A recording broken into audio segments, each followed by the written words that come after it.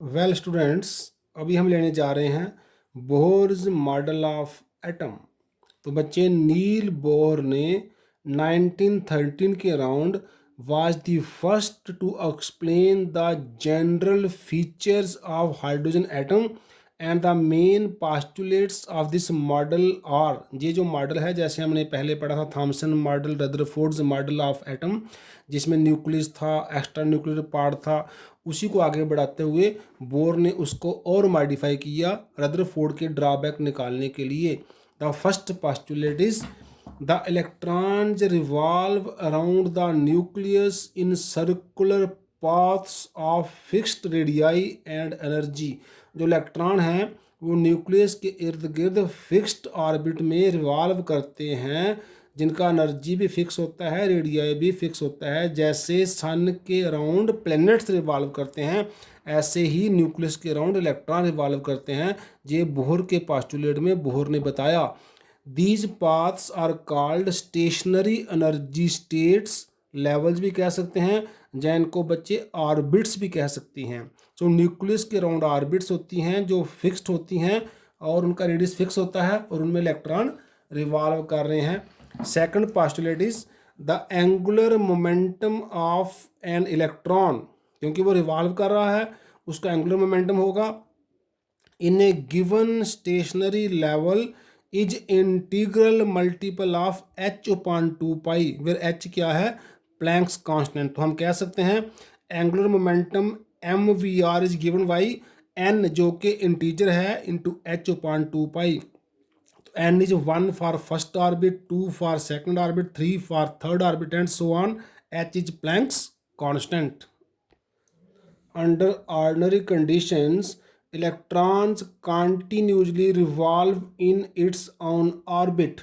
Normally जो electron है वो अपनी ऑर्बिट को नहीं छोड़ता है, वो जो उसको ऑर्बिट उसके लिए अलाट हुई है उसी में रिवॉल्व करता रहता है।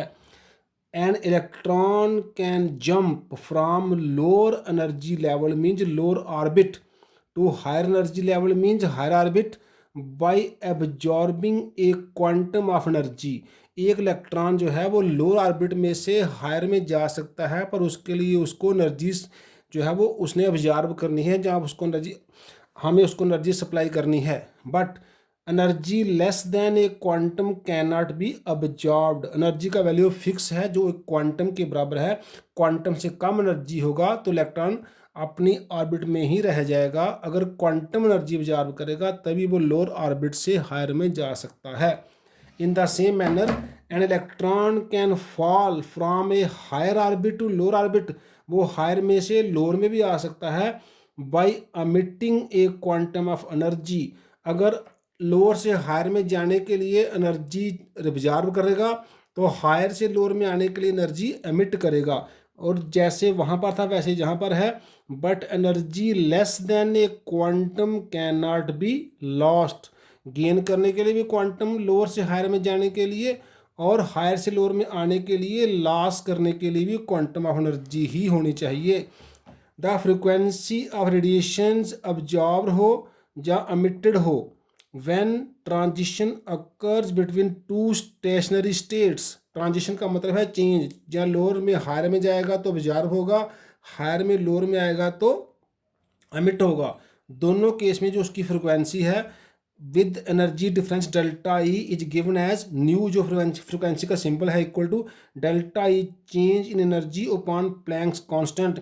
डेल्टा ई क्या है, energy of the second state minus energy of the first state upon h means final minus initial is delta E. So E one क्या है, energy of the lower state, ऐसे E two क्या होगा, energy of the higher state. Next postulate is the first orbit can never lose energy and hence the picture of the atom is saved।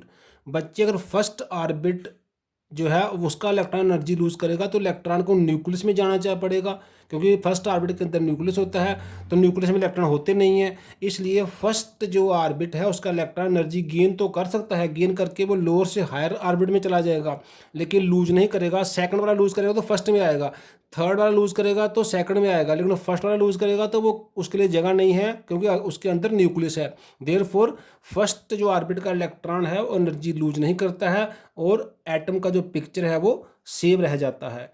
Conclusions from Bohr's model क्या हैं?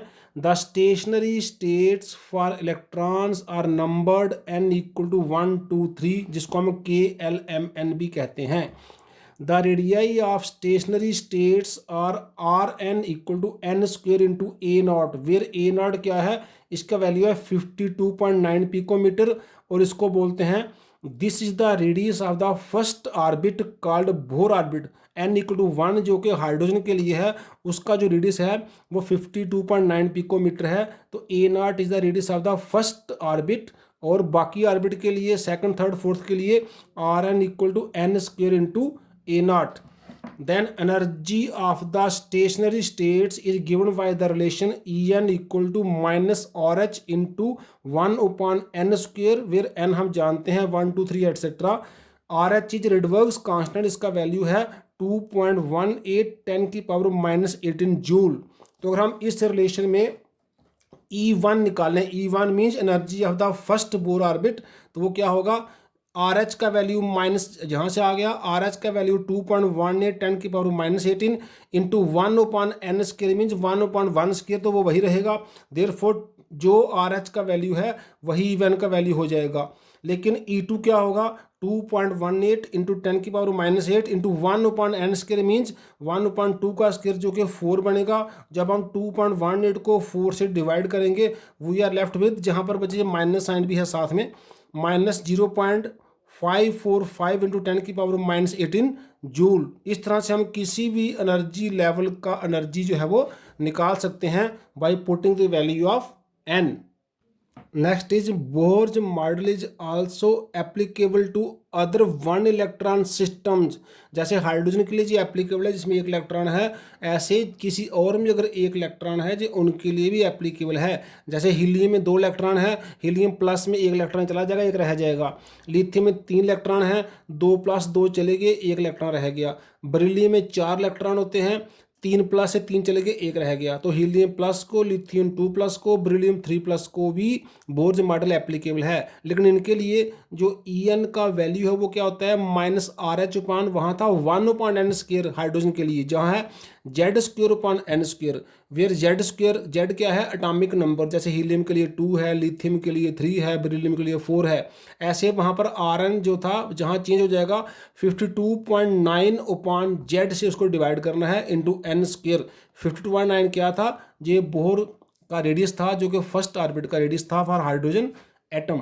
अब इस model का कुछ limitations भी हैं, वो क्या हैं? लिमिटेशन जो है Bohr's model, it fails to explain the spectrum of atoms other than hydrogen. Hydrogen का स्पेक्ट्रम हम आने वाले टॉपिक्स में पढ़ेंगे, उसको तो जी एक्सप्लेन कर देता है बोर मॉडल, लेकिन बाकी एटम के स्पेक्ट्रम को एक्सप्लेन नहीं कर सकता। मीन सिर्फ हाइड्रोजन का स्पेक्ट्रम ही एक्सप्लेन कर सकता है। हाइड्रोजन के लिए भी it fails to explain finer details of the hydrogen spectrum, means जो हाइपर फाइन लाइन जाती हैं उसमें उनको जो एक्सप्लेन नहीं कर पाता। तो it fails to explain the finer details of the hydrogen atom spectrum observed using spectroscopic techniques. ऐसे ही it fails to explain Zeeman effect and Stark effect, जिनको आप फिजिक्स में डिटेल में पढ़ते हैं। जीमन इफेक्ट जो है मैग्नेटिक प्रॉपर्टी की वजह से होता है, और स्टार्क इफेक्ट जो है वो इलेक्ट्रिकल प्रॉपर्टी की वजह से होता है, तो ये उनको भी एक्सप्लेन नहीं कर पाता।